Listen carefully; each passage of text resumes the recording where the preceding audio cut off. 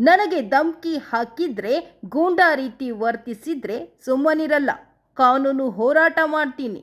ನಟ ಚೇತನ್ ಅಹಿಂಸಾ.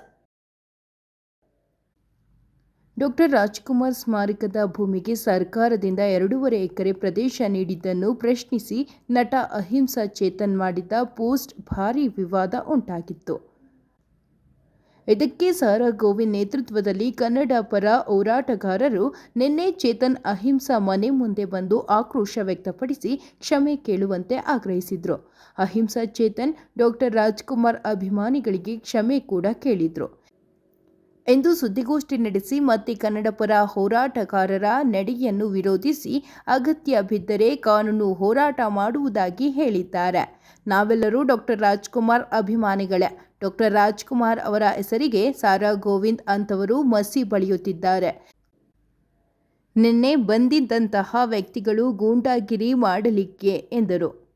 ಮಹಿಳಾ ನಿಂದನೆ ಮಾಡಿ ರಾಜ್ಕುಮಾರ್ ಅಭಿಮಾನಿಗಳ ಹೆಸರಿಗೆ ಮಸಿ ಬಳಿತಾ ಇದ್ದಾರೆ. ನಾವು ರಾಜ್ಕುಮಾರ್ ಅವರಿಂದ ಸೌಜನ್ಯದಿಂದ ಮಾತನ್ನು ಹಿಡಿತದಲ್ಲಿ ಇಟ್ಟುಕೊಂಡು ಹೋರಾಟ ನಡೆಸುವುದನ್ನು ಕಲಿತಿದ್ದೇವೆ. ಅದನ್ನು ಮುಂದುವರಿಸಿಕೊಂಡು ಹೋಗೋಣ. ಪ್ರತಿಯೊಬ್ಬರಿಗೂ ಅಭಿವ್ಯಕ್ತ ಸ್ವಾತಂತ್ರ್ಯ ಇದೆ. ಪ್ರತಿಯೊಬ್ಬರೂ ಅವರವರ ಅಭಿಪ್ರಾಯ ವ್ಯಕ್ತಪಡಿಸಲಿ ಎಂದು ಹೇಳಿದ್ದಾರೆ. ವಿಚಾರಗಳು ಒಂದು ಸಮಾಜದ ಕನಸನ್ನು ನಾವು ಕೆಲಸ ಮಾಡ್ತಾ ಇದ್ದೀವಿ. ಅಭಿವ್ಯಕ್ತಿ ಸ್ವಾತಂತ್ರ್ಯ ಆರ್ಟಿಕಲ್ 19 ಅಡಿಯಲ್ಲಿ ಕೆಲಸ ಮಾಡ್ತಾ ಇದ್ದೀವಿ. ನಾವೆಲ್ಲರೂ ಒಂದು ವಿಚಾರಗಳ ನಡುವೆ ನಾವು ಜನರ ಮುಂದೆ ಇಟ್ಟು ಪ್ರಜಾಪ್ರಭುತ್ವ ನಂಬಿಕೆ ಇರೋದು ಸಂವಿಧಾನದ. ನಾನು ನಿಜ ಹೇಳ್ತೀನಿ, ನಾನು ಯಾವ ಧರ್ಮದವನು ಅಂತ ನಾನು ಗುರ್ಸ್ಕೊಳ್ಳಲ್ಲ. ನಾನು ಸಂವಿಧಾನದ ಮೇಲೆ ನಂಬಿಕೆ ಇರೋನು ಅಂತ ನಾನು ಗುರ್ಸ್ಕೊಳ್ತೀನಿ. ಸೊ ನಾನು ಆ ಸಂವಿಧಾನನೇ ನನ್ನ ಧರ್ಮ ಅಂತ ಹೇಳಿದ್ರೆ ಬರವಣಿಗೆ ಬರೀತೀರಾ, ಅಲ್ಲಲ್ಲಿ ಮಾತುಗಳನ್ನ ಆಡ್ಬಿಡ್ತೀರಾ, ಆಮೇಲೆ ನಿಮ್ಮ ಬೆಂಬಲಿಗರು ಅಥವಾ ನಿಮ್ಮ ಕಡೆಯವರು ನಮಗೆ ಇಲ್ಲಿ ಭದ್ರತೆಗೆ ಬೇಕು ಅಂತ ಬರೆಯುವಾಗ ಅಥವಾ ನೀವು ಮಾತಾಡುವಾಗ ಗೊತ್ತಿರಲ್ವಾ ನನಗೆ ಏನೋ ಅಟ್ಯಾಕ್ ಆಗುತ್ತೆ, ಇದೇನೋ ಬರ್ತಾರೆ ಇಲ್ಲಿ ಅಂತ. ಇವಾಗ ನಿಮ್ಮ ಕೇಳ್ತಾ ಇದ್ರು ನಮ್ಗೆ ಭದ್ರತೆಗೆ ಜನ ಬೇಕು ಅಂತ, ಬರೆಯುವಾಗ ನಿಮ್ಗೆ ಅನ್ಸಲ್ವಾ ಯಾಕೆ ಬೇಕು? ನೋಡಿ ಯಶೋಧ ಅವರೇ, ನಮಗೆ ನಾವು ವಿಚಾರ ಮಂಡನೆ ಮಾಡಿದಾಗ ಬೇರೆಯವರು ಕೂಡ ಅವರು ವಿಚಾರ ಮಂಡನೆ ಮಾಡ್ತಾರೆ ಅಂತ ನಂಬಿಕೆ ನಮಗಿದೆ. ಪ್ರಜಾಪ್ರಭುತ್ವ ಮೇಲೆ ನಂಬಿಕೆ ನಮಗಿದೆ. ನಾವೇನಾದ್ರು ತಪ್ಪು ಹೇಳಿದರೆ ಅವ್ರು ತಿದ್ದಲಿ, ನಾವು ಅದು ಕಲಿಯೋಕ್ಕೆ ರೆಡಿ ಇದ್ದೀವಿ. ಆದರೆ ನಾವು ಯಾವಾಗ ಪ್ರಜಾಪ್ರಭುತ್ವ ಗೌರವಿಸ್ತೀವೋ ಬೇರೆಯವರು ಅದನ್ನು ಕಾನೂನನ್ನು ಕೈ ತೊಗೊಂಡ್ಬಿಡು ನಮ್ಮ ಮೇಲೆ ಬಡದಾಕ್ತಾರೆ. ನಾವೇನು ತಪ್ಪು ಹೇಳಿದ್ರು ಸತ್ಯ ಹೇಳಿದ್ರು ಅಂದ್ರೂ ಕೂಡ ನಮಗೆ ಅದು ಗೊತ್ತಿರಲ್ಲ. ನಾವು ಆ ರೀತಿ ಯೋಚನೆ ಮಾಡಲ್ಲ. ನಾವು ಪ್ರಜಾಪ್ರಭುತ್ವದ ಮೇಲೆ ನಂಬಿಕೆ. ಈಗ ಯಾಕೆ ಬಂತು ಸರ್ ಇಷ್ಟು ವರ್ಷ ಸುಮ್ಮನಿದ್ರಿ? ಈ ಬರ್ತಡೇದಿಂದ ಟ್ವೀಟ್ ಮಾಡಿಬಿಟ್ಟು ಈಗ ನೀವೊಂಥರ ಬೆಂಕಿ ಇಡ್ತಾ ಇದ್ದೀರಾ. ನೀವೇನ? ನಾನು ಬೆಂಕಿ ಇಡೋದು ನನ್ನ ಉದ್ದೇಶ ಅಲ್ಲ. ಸರ್ಕಾರ ನಾವು ಯಾವ ಕುಟುಂಬದ ವಿರುದ್ಧ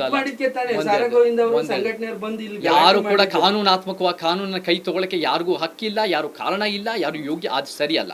ಅದನ್ನ ನೀವು ಜಸ್ಟಿಫೈ ಮಾಡಿ. ರಾಜ್ಕುಮಾರ್ ಮಾತ್ರ ಕೊಟ್ಟು ಸಮಾಧಿಗೆ ಜಾಗ ಕೊಟ್ಟಿಲ್ಲ ಸರ್, ಉಳಿದಂತ ಕಲಾವಿದರಿಗೂ ಕೊಟ್ಟಿದ್ದಾರೆ, ಸಾಹಿತಿಗಳಿಗೂ ಜ್ಞಾನಭಾರತಿ ಆವರಣದಲ್ಲಿ ಕೊಟ್ಟಿರುವಂತದ್ದು. ಅದ್ರ ಎಲ್ಲದ್ರ ಬಗ್ಗೆಯೂ ಕೂಡ ನೀವು ಮಾತನಾಡಿದ್ರೆ ಇವತ್ತಿಗೂ ಕೂಡ ಅಹಿಂಸಾ ಚೇತನ್ ಮಾತನಾಡಿರ್ತಕ್ಕಂಥ ಮಾತಿನಲ್ಲಿ ಸತ್ಯಾಂಶ ಇದೆಯಾ ಅಥವಾ ಇಲ್ವಾ ಅನ್ನೋದ್ರ ಬಗ್ಗೆ ನಿಮ್ಮ ಅಭಿಪ್ರಾಯಕ್ಕೆ ಗೌರವ. ಒಂದ್ ಹೇಳ್ತೀನಿ, ನಾವು ಕೇವಲ ಡಾಕ್ಟರ್ ರಾಜ್ಕುಮಾರ್ ಅವರನ್ನ ಟಾರ್ಗೆಟ್ ಮಾಡಿ ಅವರ ಹುಟ್ಟುಹಬ್ಬದ ಸಂದರ್ಭದಲ್ಲಿ ಸರಿ ಅಂತ ನೀವು ಕೂಡ ನೀವು ಹೇಳಿದ್ದೀರಾ.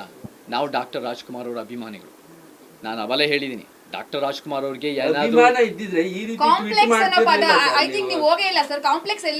ಡಾಕ್ಟರ್ ರಾಜ್ಕುಮಾರ್ ಕಾಂಪ್ಲೆಕ್ಸ್ ಅಂದ್ರೆ ಅದು ವ್ಯಾಪಾರದ ರೀತಿ ಅಲ್ಲ. ಅದು ಒಂದು ರೀತಿ, ಅದು ಒಂದು ಇದನ್ನು ಕಟ್ಟಿ ಸಮಾಧಿ ರೀತಿಯಲ್ಲಿ ಕಟ್ಟಿದ್ದಾರೆ ಅಂತ ಅರ್ಥ. ಅದು ಒಂದು ಹೇಳ್ತೀನಿ.